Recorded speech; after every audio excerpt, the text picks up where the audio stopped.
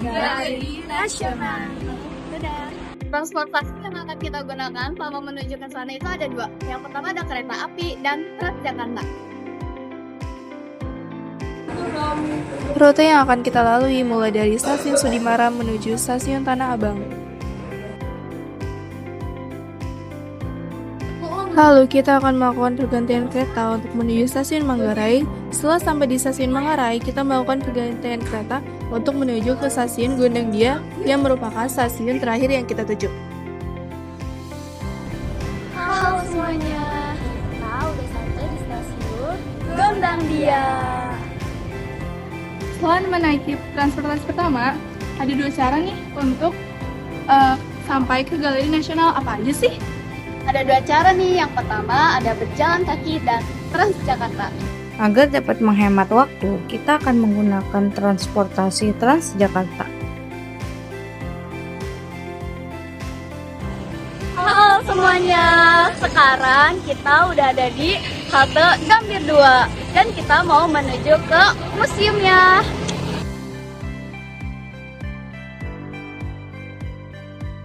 Alamat Galeri Nasional terletak di Jalan Merdeka Timur, nomor 14, Gambir, Kecamatan Gambir, Kota Jakarta Pusat, Daerah Khusus Ibu Kota Jakarta.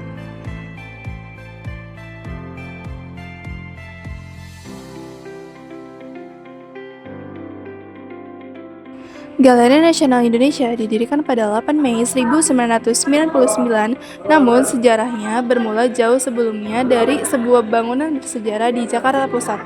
Keberadaannya merupakan upaya panjang untuk mendirikan sebuah wadah seni rupa nasional. Halo semuanya, jadi kita udah sampai di Galeri Nasional. Di Galeri Nasional memiliki beberapa aturan yang tidak boleh kita lakukan. Dan untuk harga tiket, anak-anak di harga Rp25.000 dan dewasa di harga Rp50.000. Sebelum masuk, kita harus registrasi terlebih dahulu. Pada gedung utama yaitu pameran tetap di Galeri Nasional menampung koleksi seni rupa modern dan kontemporer Indonesia yang telah ditetapkan sebagai koleksi negara.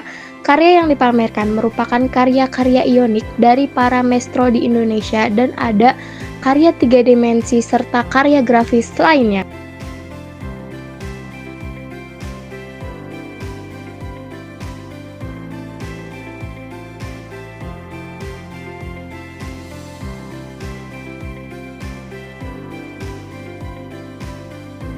Akademi Seni Rupa Indonesia atau ASRI diresmikan pada 15 Januari 1950 oleh Menteri Pendidikan Pengajaran dan Kebudayaan S. Maun Sarkoro dan R.J. Katamshi sebagai direktur pertamanya.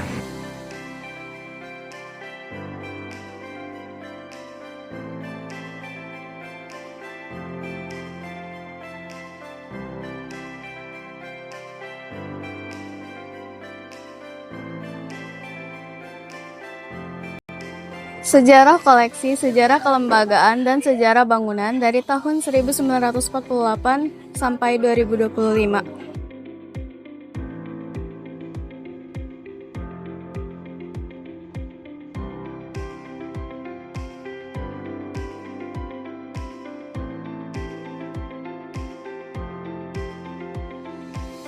Galeri Nasional menyimpan lebih dari 1.800 karya seni dari seniman Indonesia dan mancanegara.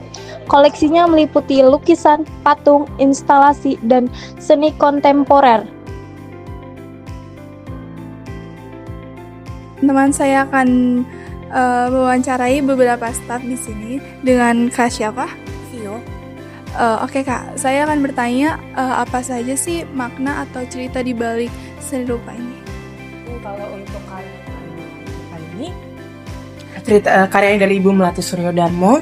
Ini tuh berangkat dari pengalaman dia yang berpindah-pindah tempat. Terus ketika dia pindah tempat, dia ngerasa berbagai tempat itu rumah dia tuh kayak ada di banyak tempat.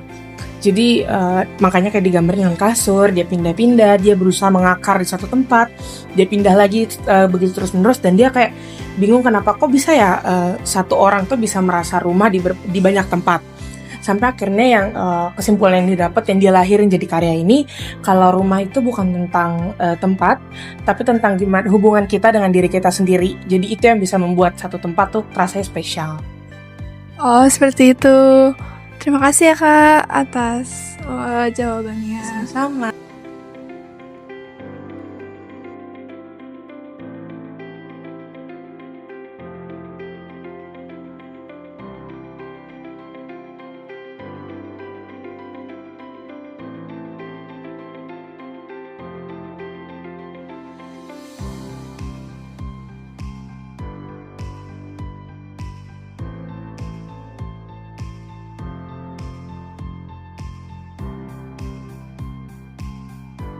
Ruang art atau ruang menggambar, kita bisa melewati ruangan ini apabila sudah selesai melihat semua karya di pameran tetap Galeri Nasional.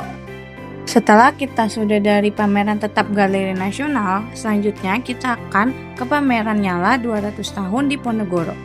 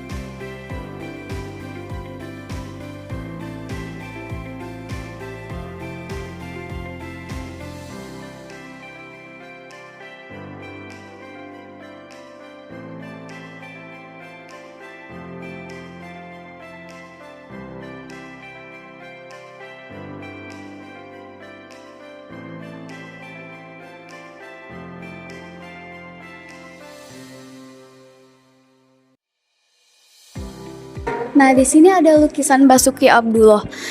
Karya ini merupakan potret Pangeran Diponegoro yang terinspirasi dari perjuangan dan perlawanan beliau terhadap penjajahan kolonial Belanda.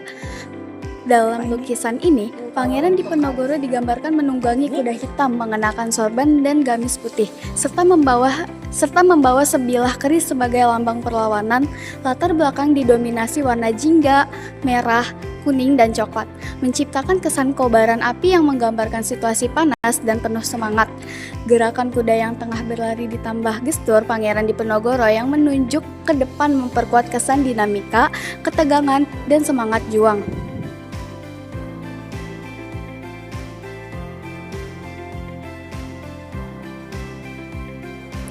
Oke, sekarang ada lukisan Pangeran Diponegoro. Lukisan ini dibuat sebagai respon terhadap lukisan Nicholas Pigeman yang menggambarkan peristiwa yang sama. Raden Saleh menggambarkan Diponegoro dengan ekspresi yang tegas dan menentang, bukan kelelahan atau kepasrahan seperti yang digambarkan dalam lukisan Pienaman. Kepala tokoh Belanda kolonial. Sementara itu, keakuratan pakaian yang dikenakan para pembungkuk Diponegoro menegaskan keaslian budaya.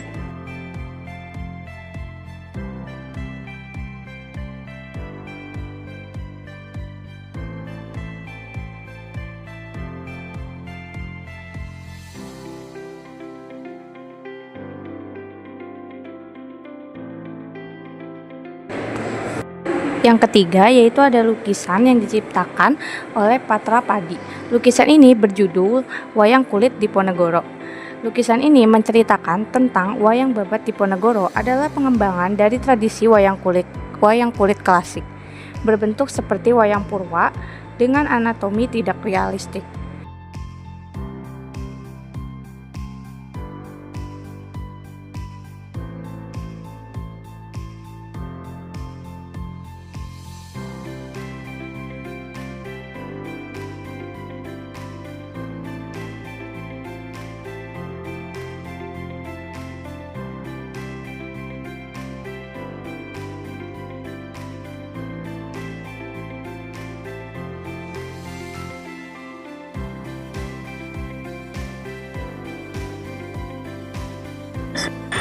Sebelumnya, saya di sini akan mewawancarai beberapa staf yang ada di sini dengan kakak.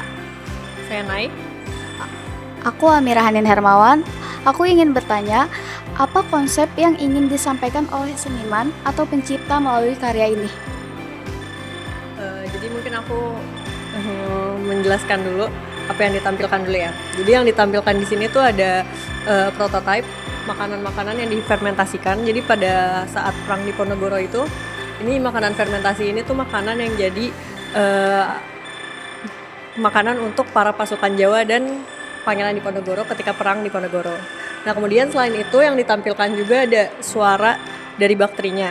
Jadi di fermentasi ini kan mereka ngebutuhin bakteri agar fermentasinya berhasil kan.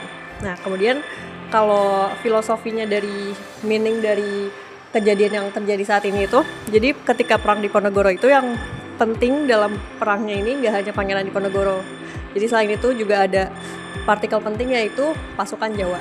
Nah, jadi kadang kan orang kalau di perang Diponegoro kita selalu ingatnya Pangeran Diponegoronya, sedangkan pasukan Jawanya nggak kita ingat gitu kan. Nah di sini juga kayak gitu, di fermentasi tuh selain ada makanannya, kita butuh juga bakterinya itu. Jadi ini tuh kayak filosofinya suara-suara para pasukan Jawa ketika masa perang Diponegoro gitu, yang ingin didengar juga oleh orang-orang saat ini, ingin dikenang juga gitu. Ya. Makasih Kak. Sama-sama. Makasih banyak Kak.